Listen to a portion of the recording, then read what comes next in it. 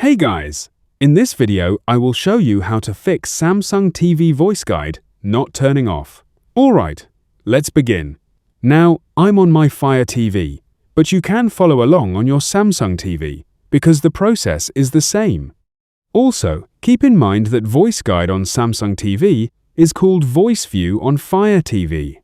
First, press the Home button on your remote, navigate to the left and open Settings by pressing the Center button.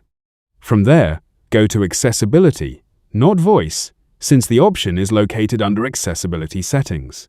Now select Voice Guide Settings. Inside this menu, you will see the Voice Guide option. Simply select it and turn it off. Once disabled, go back and confirm that the setting remains off. The voice narration should stop immediately, removing the distraction from your TV experience.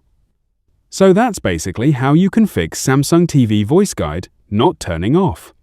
That's it for this video. Thanks.